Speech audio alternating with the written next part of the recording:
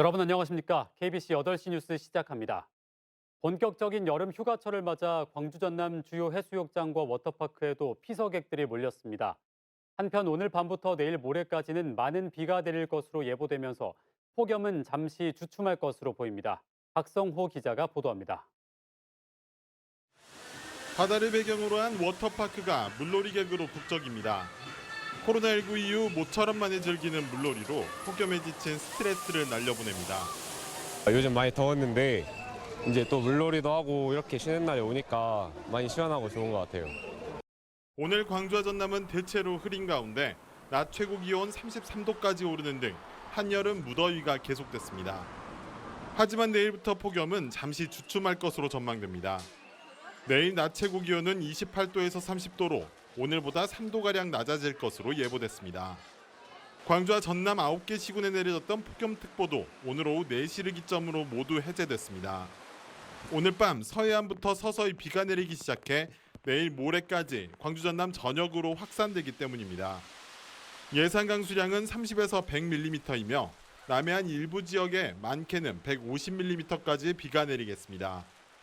특히 내일 새벽부터 오후 사이 시간당 30에서 50mm의 많은 비가 내리는 곳이 있겠고 남해안의 경우 시간당 최대 70mm까지 비가 내릴 수 있으니 안전과 시설물 관리에 각별한 주의가 당부됩니다. 만조 시간대에 강하게 비가 내릴 것으로 예상되고 있습니다. 그래서 해안가 저지대 침수 피해 같은 것을 주의하시면 될 것 같습니다. 기상청은 정체전선에 동반된 저기압의 강도에 따라 비가 집중되는 시간과 지역이 변동될 수 있으니 발표되는 기상정보를 지속적으로 참고해 줄 것을 당부했습니다. KBC 박성호입니다. 차기 지도부를 뽑는 민주당 전당대회 후보 등록이 오늘과 내일 이틀 동안 진행되는 가운데 광주와 전남의 국회의원이 지도부 입성 가능성에 관심이 쏠리고 있습니다. 이번 지도부 선출에 광주 전남에서는 송갑석 의원이 유일하게 최고위원 도전에 나섰는데 이재명계로 분류되지 않은 데다가 다른 후보들에 비해 인지도가 높지 않아 고전할 가능성이 클 것으로 예상됩니다. 민주당은 당대표 1명과 최고위원 5명을 뽑는 전당대회를 다음 달 28일 서울 올림픽공원 체조경기장에서 개최합니다. 더불어민주당 당대표 경선이 오늘부터 본격적인 후보 등록에 나섰습니다. 호남에 방문한 당권 주자들의 목소리를 듣는 시간, 오늘은 김민석 의원을 이형길 기자가 만나봤습니다.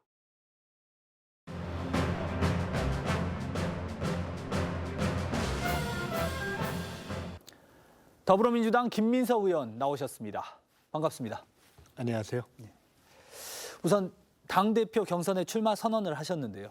예. 출마의 이유부터 들어보죠. 어떤 통합력과 그다음에 리드할 수 있는 역량, 그리고 그렇게 해본 경험, 검증된 역량 이런 것이 필요하다고 생각을 합니다.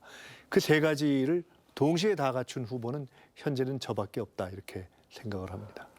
지금 당 대표에게 필요한 것을 말씀해 주셨는데 그렇다면은 더불어민주당에 지금 가장 필요한 것은 무엇이라고 보십니까? 가장 중요한 것은 민주당다움, 민주당의 정체성, 민주당의 도덕적 가치, 민주당의 정책적인 노선. 어찌 보면 민주당다운 태도, 민주당다운 말하는 품격, 언어 이런 것들을 회복하는 것이 가장 기본이라고 생각합니다. 교체, 변화의 바람을 타고 이번에 보면 이른바 97그룹들이 대거 출마를 했습니다. 이 당내 97그룹에 대해서 의원님은 어떻게 좀 평가를 하고 계십니까? 명료한 것 하나는 전체를 이끌어보고 그 전체적인 혁신과 선거를 승리로 이끌어본 경험은 저밖에 없다. 그런 점에서는 사실 검증되지 않은 미숙함이 한계다. 공통적으로 이렇게 보고 있습니다. 이재명 의원의 당대표 출마에 대해서는 어떻게 생각하십니까? 지난 대선 이후의 과정 그리고 특히나 지방선거는 대선에서 진 것보다 훨씬 크게 패했고 누가 뭐라고 해도 그 부분은 이재명 의원이 전체의 총책임자로서 지휘를 한 것인데 더 크게 패했지 않습니까? 저는 그 과정을 지켜보고 함께하면서 패배했다는 그것보다도 더 큰 것은 이재명 의원의 이 공적 판단에 있어서의 공적 가치가 상당히 좀 흔들려 있다. 그리고 공적 판단을 하는 데 있어서의 이 가벼움이 있다라는 점을 사실 제일 큰 문제라고 생각해 왔습니다. 여러 가지 단일화에 대한 요구도 있습니다. 단일화에 대한 논의가 진행되는 것이 있는지 또 어떤 생각이신지 밝혀주시죠. 저는 정치를 18년 동안 쉬었는데요. 그 과정에서 배운 가장 큰 경험이 있다면 결국은 정치공학이 아니라 가치가 중요하더라. 그러니까 가치와 역량이 중요한 것이기 때문에 실질적인 단일화는 최종적으로 이번 선거가 끝나는 본선의 마지막에 국민과 당원들께서 한 사람을 선택하는 것으로 되는 것이다 이렇게 보고 있습니다. 네, 그렇다면 오늘 이렇게 광주 방문해 주셨는데요. 호남 지역민들에게 하고 싶은 말 있으면 한 말씀 부탁드리겠습니다. 민주당을 살려주시는 것은 그냥 전통적으로 민주당을 지지하셨기 때문이 아니라 민주당을 살려야 정체성을 회복해야 이 나라가 바로 간다는 점에서 호남의 우리 시민 여러분, 도민 여러분께 저희가 간곡하게 청해서 부탁드리는 그러한 바입니다. 네, 고맙습니다. 8.15 광복절 77주년이 한 달 앞으로 다가왔습니다. 전라남도가 3.1 독립운동가 128명을 발굴해 이 중 증거자료가 확보된 80명에 대해 서훈을 신청했습니다. 광역자치단체가 직접 발굴한 첫 사례로 전남도는 한말 의병부터 독립운동가 발굴 작업을 추진할 계획입니다. 정지용 기자의 보도입니다. 독립유공자로 서훈이 신청된 박상호 씨의 공적을 조사한 서류입니다. 1919년 3.1 만세운동 직후 당시 17살의 나이로 목포에서 만세 시위를 준비하다 검거돼 재판에 넘겨졌습니다. 전남도가 박 씨의 판결문 등을 확보해 독립운동에 대한 공헌을 인정해달라고 정부에 서훈을 신청했습니다. 잘 찾아가지고 외국을 해줘야지. 그렇지 않으면은 앞으로 국가가 위기에 처했을 때 누가 국가를 위해서 총들고 나서려고 했습니까? 전남도가 지난 10개월에 걸쳐 찾아낸 독립운동가는 128명. 이 중 증거 자료가 확보된 80명에 대해 서훈을 신청했고 나머지는 자료가 확보되는 대로 추가할 예정입니다. 광역자치단체가 직접 발굴한 것은 전국에서 이번이 첫 사례입니다. 이분들의 명예도 회복시켜드리고 또 자긍심도 높이고 또 이런 사업을 통해서 우리 의향 전남으로서의 정체성을 확립해 나가자는 게 3.1 만세운동으로 이번에 서훈을 신청한 80명은 전남에서 같은 공적으로 서훈을 받은 267명의 30% 가까이 되는 수치입니다. 전남도는 다음 달 1895년 한말 의병부터 1945년 광복절까지 정기간에 걸쳐 독립운동 미서훈자 발굴 사업을 추진할 계획입니다. KBC 정지영입니다. 윤석열 대통령이 제74주년 재헌절 축사에서 광주 5월 정신을 언급한 것에 대해 5월 단체가 환영의 뜻을 밝혔습니다. 황일봉 5.18 민주화운동 부상자 회장은 성명을 내고 윤 대통령이 5.18 정신의 헌법 전문 수록을 찬성한다는 뜻을 밝힌 것에 대해 적극 환영한다고 강조했습니다. 이어 여야 정치 지도자들도 5.18 정신의 헌법 전문 수록이 조속히 이루어질 수 있도록 제반 조치를 취해주기 바란다고 호소했습니다. 오는 9월 목포에서 전국 첫 지자체 주도의 음악 경연인 뮤직플레이가 개최됩니다.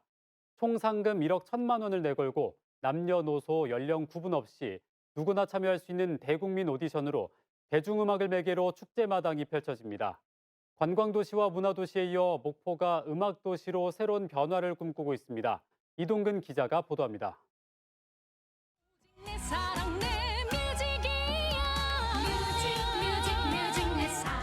4대 관광도시 목포에 올가을 화려한 음악 축제가 펼쳐집니다.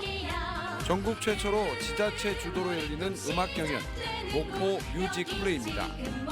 오는 9월 30일부터 10월 2일까지 사흘간 갓바위 일원에서 열리는 뮤직 플레이는 대중음악을 주제로 열리는 대국민 오디션입니다. 남녀노소, 연령, 장르 구분 없이 참여할 수 있으며 탑5를 선정해 1억 1천만 원의 시상금이 주어집니다. 국내 정상급 작사, 작곡가들이 심사에 참여하며 선정된 탑5는 기획사와 협의해 가수 활동을 돕게 됩니다. 국민적 관심을 끄는 경연을 뛰어넘어 음악도시 목포를 알리는 축제로 확대할 계획입니다. 전국 이런 경연 분야를 지역 축제에 접목시키는 것은 우리 목포가 최초입니다. 그래서 방송에서만 엿볼 수 있는 그런 경연 분야를 축제화시킨 것이 우리 목포가 선점했던 그런 분야고요. 경연 기간 내내 목포 일대는 다양한 체험과 공연이 펼쳐집니다. 목포가 배출한 국민 가수 남진과 이난영 선생의 딸이자 우리나라 걸그룹의 시초로 불리는 김 시스터즈의 개막 공연을 시작으로 국내 정상급 가수와 밴드가 목포를 찾습니다. MZ세대의 핫 콘텐츠인 댄스 배틀 경연과 밤바다를 수놓는 드론 나이트쇼 등 색다른 볼거리가 마련됩니다. 목포 음악사의 과거와 현재, 미래를 엿볼 수 있는 근대 재즈 극장과 음악 체험, AI 피아노 등 다채로운 체험과 즐길 거리도 기다리고 있습니다. 코로나로 힘들었던 목포 지역 경기가 많은 국민이 사랑하는 이 장르를 보고 찾아오는 관광객들로 인해서 목포 경기가 크게 활성화될 걸로 기대를 합니다. 목포가 대중음악을 콘텐츠로 문화와 관광이 어우러진 새로운 도약을 준비하고 있습니다. KBC 이동균입니다.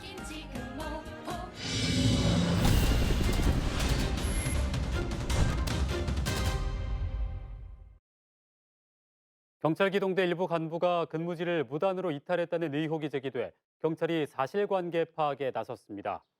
광주경찰청은 최근 산하기동대 소속 중간관리자급 경찰관이 정해진 퇴근 시간보다 상습적으로 일찍 퇴근하는 등 근무지를 이탈했다는 내부 폭로가 나와 사실관계를 확인하고 있다고 밝혔습니다. 광주경찰청은 복무규율 위반 등의 문제가 확인될 경우 감찰 조사로 전환한다는 방침이며 현재 관련자로 지목된 경찰관들은 의혹을 전면 부인하고 있는 것으로 알려졌습니다. 파출소 습격 사건 당시 경찰이 대응을 부실하게 했다는 KBC 보도와 관련해 경찰이 파출소 현장 대응 강화 교육을 실시했습니다. 전남경찰청은 관내 파출소 200여 개를 대상으로 돌발 상황에 대비한 임무 분담과 휴대용 진압 장비 사용 습득 등 현장 대응 교육을 펼치고 미비점에 대해서는 워크숍을 통해 보완하기로 했습니다. 이와 함께 시설이 낙후돼 각종 범죄의 대처가 어려운 파출소에 대해서는 예산을 확보하는 즉시 개선하기로 했습니다. 앞서 지난달 30일 새벽 2시 16분 여수의 한 파출소에서는 복면을 쓴 20대 남성이 화살총을 쏘고 달아났지만 근무 중이던 경찰관 7명이 범인을 쫓지 않고 숨어 부실 대응을 했다는 비판을 받았습니다. 전국의 코로나19 일일 확진자가 4만 명을 넘어선 가운데 광주, 전남도 각각 일일 확진자 수가 900명을 넘어섰습니다. 광주는 어제 해외 입국 감염자 25명을 포함해 937명의 코로나19 확진자가 나왔고 전남은 감염 취약시설에서 39명이 집단 감염되는 등 908명이 신규 확진됐습니다. 전국적으로도 지난 11일 일일 확진자 수가 1만 명에서 3만 명으로 급증하는 이후 확산세가 이어지면서 지역 내 코로나19 재확산에 대한 우려도 갈수록 커지고 있습니다. 춘천시가 국제정원 박람회 업무 보고를 뚜렷한 이유도 없이 강제로 일요일에 진행하면서 직원들의 불만을 사고 있습니다. 춘천시는 일요일이던 지난 10일 춘천만정원 박람회 전 직원이 참석한 가운데 민선 8기 첫 박람회 주요 업무 보고회를 개최하면서 그렇지 않아도 고강도 업무에 시달리는 직원들로부터 강한 불만을 사고 있습니다. 특히 직원들은 주중에 할 수 있는 보고를 일요일에 진행한 것은 공무원들과 시민들에게 보여주기 위한 기강 잡기와 정치적 쇼가 아니었겠냐고 꼬집었습니다.